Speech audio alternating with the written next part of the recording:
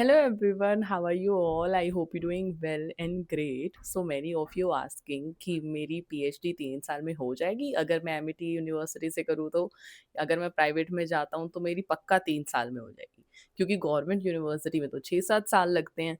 तो 3 साल private university में कैसे लगते हैं और आपका क्या रोल है आपकी पीएचडी में ताकि आप उसे 3 साल में ही सबमिट कर सको, ये आज हम इस वीडियो में समझेंगे।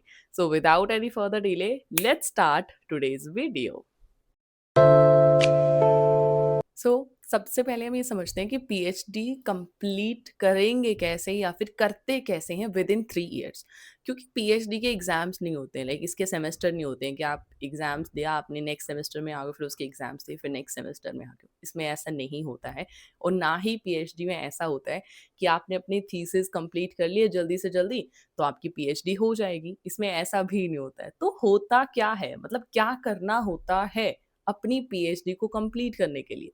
तो हर यूनिवर्सिटी का क्राइटेरिया अलग अलग होता है, बट मोस्टली यूनिवर्सिटीज़ जो प्राइवेट यूनिवर्सिटीज़ हैं उनका क्या क्राइटेरिया है कि आप सबसे पहले तो 6 महीने का कोर्स वर्क है जो आपको पास करना होता है जिसका आपको सर्टिफिकेट मिलता है। ओके, 6 महीने आपको 4 सब्जेक्ट पढ़ाए जाते हैं। उसके बाद आपके एग्ज़ाम्स होते हैं जैसे नॉर्मल हमारे मास्टर्स में होते थे। और उसके बाद जब आप उन्हें पास कर लेते हो तो आपको एक सर्टिफिकेट मिलता है जिसमें ये पता चलता है कि आपका कोर्स वर्क आपने कंप्लीट किया और किस ग्रेड के साथ आपने उसे कंप्लीट किया है। ठीक है, उसके बाद आपका रियल रिसर्च वर्क स्टार्ट हो जाता है। तो उस रियल रिसर्च वर्क में आपको क्या करना होता है, हमें हमारी थीसिस पे काम करना होता है। नो डाउट हमें हमारी थीसिस टाइम से कंप्लीट करनी होती है ताकि हम उसे हमारे 3 साल के टाइम पीरियड के अंदर ही सबमिट कर सकें। लेकिन उसके अलावा क्या करना होता है, सो उसके अलावा ये जैसा मैंने बताया हर यूनिवर्सिटी का अलग अलग होता है, बट मेनली यूनिवर्सिटीज़ में क्या होता है कि 2 स्कोपस के पब्लिकेशन आपके पास होने चाहिए। मतलब आपने 2 रिसर्च पेपर पब्लिश कराने हैं स्कोपस में, कब, अपनी पीएचडी को सबमिट करने से पहले। ठीक है, और आपको 2 इंटरनेशनल कॉन्फ्रेंसेस भी अटेंड करनी होती हैं। हम जब भी कोई इंटरनेशनल कॉन्फ्रेंस को अटेंड करते हैं तो उसे अटेंड करने का हमें सर्टिफिकेट मिलता है।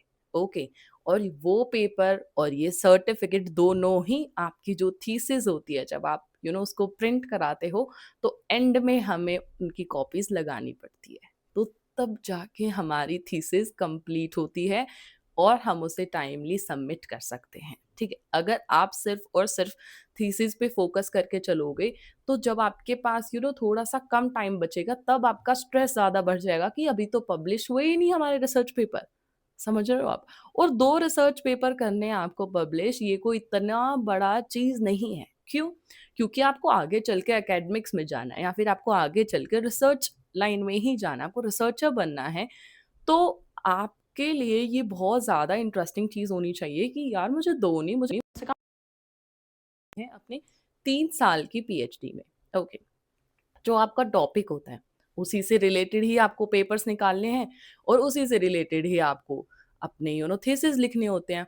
तो जब आप किसी भी टॉपिक पे रिसर्च पेपर बनाते हो, उसका लिटरेचर रिव्यू करोगे, तो ऐसा नहीं है कि जो आपने अपने पेपर्स बनाए हैं तो सारी मेहनत उसी में चली गई कि थीसिस के लिए अलग से मेहनत करनी पड़ती है। नहीं, वो वाले लिटरेचर रिव्यू भी आपकी थीसिस में बहुत ज़्यादा हेल्प करते हैं। ठीक है, तो जो सबसे पहला आपका टारगेट होना चाहिए वो ये होना चाहिए कि आपने 2 रिसर्च पेपर्स पे काम करना है।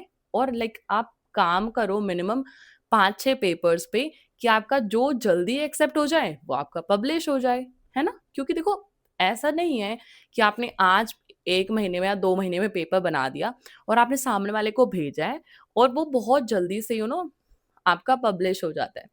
कभी कभी बहुत टाइम भी लग जाता है, कभी कभी आपको 3 महीने भी लग जाते हैं, कभी 4 महीने भी लग जाते हैं।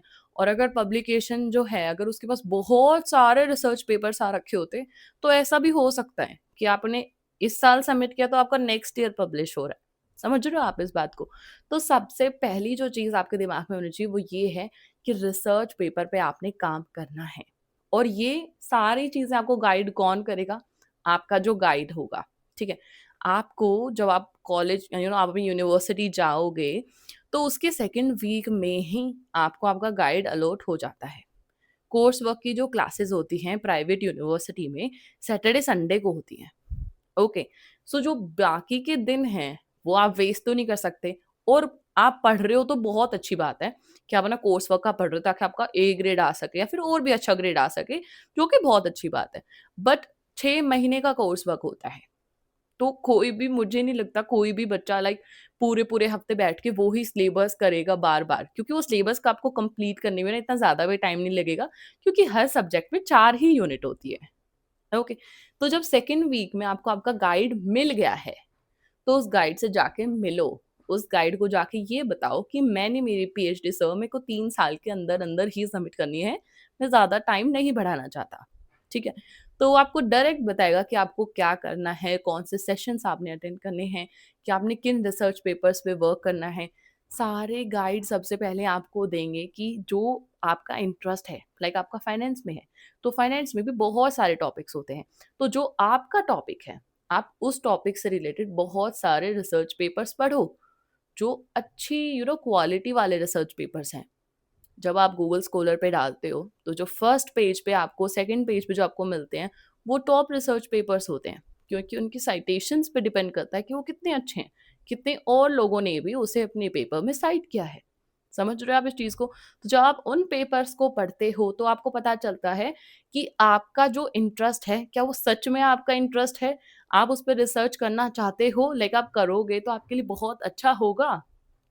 ओके, तो ये हर एक गाइड बोलेगा, तो आपको ये नहीं होना है कि यार उन्होंने तो पेपर पढ़ने को दे दिए, मुझे तो पेपर पब्लिश करना था। नहीं, ये ज़रूरी होता है पेपर पब्लिश करने के लिए ही, ठीक है? तो आपका जो टारगेट है कि कोर्स वर्क के ड्यूरेशन में आपने सिर्फ कोर्स वर्क ही नहीं करना है, आपने बहुत सारी चीज़ें सीखनी हैं, ताकि आप जल्दी से जल्दी किसी रिसर्च पेपर पे काम करो और जल्दी से जल्दी उसे पब्लिश होने के लिए भेज दो। समझ आया? ये 2-3 चीज़ें हैं, 2 रिसर्च पेपर, 2 इंटरनेशनल कॉन्फ्रेंसेस आती रहती हैं। कॉन्फ्रेंसेस कोई बड़ी बिग डील नहीं है, हर यूनिवर्सिटी में भी आती है, हर यूनिवर्सिटी आपको शेयर भी करती है, जो किसी और यूनिवर्सिटी में अगर कभी कोई इंटरनेशनल कॉन्फ्रेंस आई होती है तब भी। समझ रहे हो आप इस बात को? तो जब आप ये चीज़ें कर लेते हो, तो आप अपनी पीएचडी को 3 साल के अंदर सबमिट कर लेते हो, और ऐसा नहीं है कि आप नहीं कर पाओगे 3 साल में, आप बहुत आराम से कर सकते हो। अगर आप सीरियस हो तो आप गाइड को बोलो, ठीक है? गाइड आपको जो बोल रहा है, आप टाइमली अपनी चीज़ें करके लेके आओ, उनके पास जाओ कि सर मेरा ये हो गया, नेक्स्ट टास्क क्या है मुझे? मतलब आगे क्या करना है? तो जब एक बार गाइड को यकीन हो गया कि यार ये बहुत सीरियस है और इसे टाइम से ही करनी है, तो आप बहुत पहले भी सबमिट कर सकते हो। और आजकल बहुत सारे टूल्स आ गए हैं, मैं सिर्फ़ और सिर्फ़ एआई टूल्स की बात नहीं करूँगी, बट आपका जो गाइड है आपको बहुत सारे बताएगा कि इस तरीके से आप अपने काम को आसान कर सकते हो। तो ऐसे बहुत सारे और भी सॉफ्टवेयर्स होते हैं उनके पास, ठीक है? तो आप अपनी पीएचडी को 3 साल में कर सकते हो, अगर आप सीरियस हो तो। अगर आपका गाइड सीरियस है तो। आप खुद सीरियस रहोगे तो आपका गाइड ऑटोमैटिक सीरियस रहेगा, वो आपको जो काम दे रहा है उसको जल्दी-जल्दी टाइम पे करो। उसके साथ प्लान बनाओ बैठ के कि मेरा 3 साल में कैसे कंप्लीट होगा। Okay.